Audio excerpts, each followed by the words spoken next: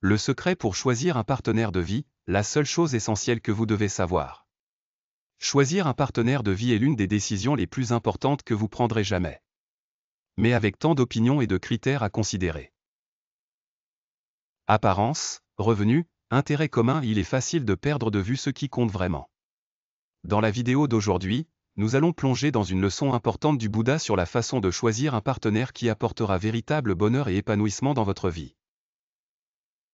Explorons ce qui compte vraiment pour trouver la bonne personne. Notre histoire commence avec une femme nommée Azami, qui, à 30 ans, se trouvait à un carrefour de sa vie.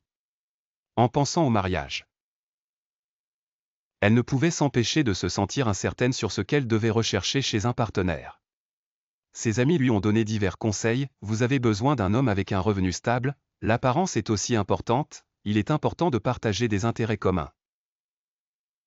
Bien que chaque conseil ait du sens, Azami se sentait toujours confuse sur ce qui comptait vraiment dans un mariage. Un jour, Azami a décidé d'assister à un groupe d'études bouddhistes dans un temple local, espérant trouver un peu de clarté. Là, elle a rencontré l'abbé du temple. Curieuse des critères à adopter pour choisir un mari, elle a demandé « Que devrais-je rechercher chez un partenaire pour garantir un mariage heureux ?» L'abbé a souri doucement et a répondu « Le mariage est un voyage que deux personnes entreprennent ensemble. Pour rendre ce voyage vraiment heureux, il est essentiel de rechercher un partenaire qui a une bonne vertu. » Azami était intriguée. « Vertu ? Que cela signifie-t-il exactement ?» demanda-t-elle. L'abbé a continué, la vertu fait référence à la beauté intérieure et au caractère d'une personne. Le Bouddha a enseigné que la confiance et le respect sont les fondements de toute bonne relation, et que la vertu repose sur ces qualités. Des qualités comme l'honnêteté, la gentillesse et l'intégrité sont ce que vous devriez rechercher chez un partenaire. Azami réfléchit profondément. Jusqu'à ce moment-là, elle s'était concentrée sur des facteurs externes. Revenus, statut, apparence, mais elle n'avait jamais vraiment considéré l'importance des qualités intérieures. L'abbé a poursuivi, dans un mariage long, les facteurs externes comme l'argent et l'apparence perdent leur signification avec le temps. Mais avec un partenaire qui a de la vertu, vous pouvez faire face à n'importe quel défi ensemble. Si votre partenaire est honnête, vous ne vous inquiéterez pas d'être trahi. S'ils sont gentils, ils vous réconforteront dans les moments difficiles. Et s'ils sont sincères, ils souhaiteront toujours votre bonheur. Azami ressentit une clarté s'emparer d'elle. Oui, pensa-t-elle, si je choisis quelqu'un avec de la vertu, je peux être sûr que nous construirons un avenir sécurisé ensemble. Mais comment pourrait-elle déterminer si quelqu'un possédait vraiment ces qualités? L'abbé sourit à nouveau. Pour voir la vertu d'une personne, faites attention à ses actions quotidiennes. C'est dans les petites choses. Aide-t-il les autres dans le besoin? Respecte-t-il leurs promesses, même les plus petites? Azami réalisa combien il était important d'observer comment un partenaire potentiel traitait les autres dans des situations quotidiennes. Par exemple, montrait-il de la gentillesse envers le personnel de service? Parlait-il avec respect, quelle que soit la situation sociale de la personne? L'abbé continua, vous pouvez également examiner la cohérence de leurs actions. Le Bouddha a enseigné que la véritable vertu se manifeste lorsque les actions d'une personne sont en accord avec ses paroles. S'ils font une promesse, la tiennent-ils? Leurs actions reflètent-elles leurs paroles? Azami se remémora ses relations passées, pensant au moment où un partenaire avait dit une chose mais agi de manière complètement différente. Elle comprit maintenant que la véritable confiance vient de la cohérence entre ce qu'une personne dit et fait. Il y a une chose de plus que vous devriez considérer, dit l'abbé. Regardez comment une personne réagit dans des situations difficiles. Lorsqu'ils sont confrontés à un échec ou à des difficultés, blâment-ils les autres, ou prennent-ils leurs responsabilités et restent calmes? Une personne qui réagit avec patience et réflexion dans l'adversité démontre une véritable vertu. Azami hocha la tête pensivement. Elle avait vécu des moments dans ses relations passées où quelqu'un avait explosé ou blâmé les autres lorsque les choses allaient mal. Elle comprit maintenant que ces réactions étaient le signe de problèmes plus profonds, et qu'elles ne correspondaient pas au type de partenaire qu'elle recherchait. L'abbé dit alors à Azami quelque chose qui l'a surpris, il est également important que vous développiez votre propre vertu. Azami leva un sourcil, intrigué. Il expliqua, le Bouddha a enseigné la loi des miroirs.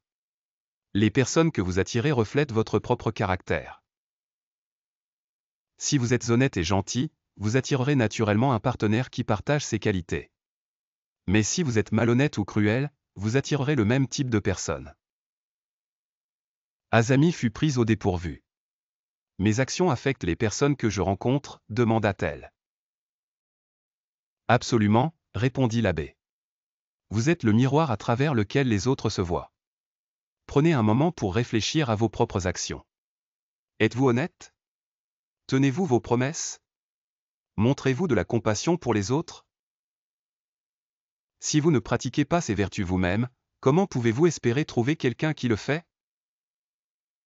Azami ressentit un profond sens de responsabilité. Elle commença à réfléchir à son propre comportement, les fois où elle n'avait pas entièrement tenu ses promesses, ou lorsqu'elle avait été désinvolte face aux luttes des autres. Les mots de l'abbé la touchèrent profondément. Elle réalisa que pour attirer un partenaire qui incarnait la vertu, elle devait l'incarner elle-même. L'abbé la rassura, il n'est pas difficile de cultiver la vertu. De petites actions chaque jour aideront.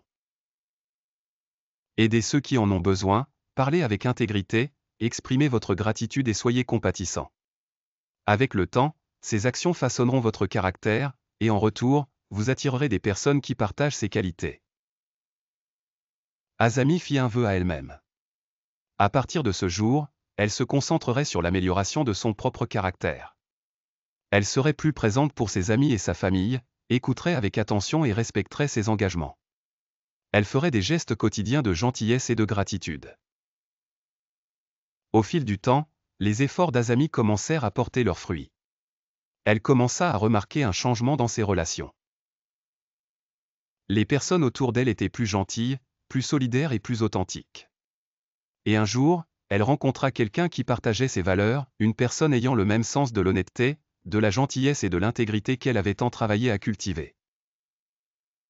Ensemble, ils bâtirent une relation forte et aimante, fondée sur le respect mutuel et la vertu. Les conseils de l'abbé avaient véritablement changé la perspective d'Azami. Elle avait appris que la fondation d'une relation heureuse et durable ne se trouve pas dans des facteurs externes comme l'apparence ou le statut, mais dans les profondes et inébranlables vertus d'honnêteté, de gentillesse et de sincérité. L'histoire d'Azami est un rappel pour nous tous que dans le choix d'un partenaire de vie, il ne s'agit pas de trouver quelqu'un de parfait, mais de trouver quelqu'un qui partage vos valeurs et qui grandira avec vous, côte à côte, cultivant la vertu et construisant un avenir ensemble. N'oubliez pas, il ne s'agit pas seulement de ce que vous recherchez chez un partenaire, mais aussi de la personne que vous devenez. En incarnant la vertu dans votre propre vie, vous attirerez la bonne personne qui marchera avec vous sur ce beau chemin qu'est la vie. Merci d'avoir regardé la vidéo d'aujourd'hui. Si vous avez trouvé cette leçon utile, veuillez aimer, vous abonner et partager avec d'autres qui pourraient bénéficier de cette sagesse. Je vous verrai dans la prochaine vidéo, où nous continuerons à explorer les enseignements du Bouddha et comment ils peuvent aider à transformer votre vie. Prenez soin de vous et n'oubliez pas de continuer à cultiver la vertu chaque jour.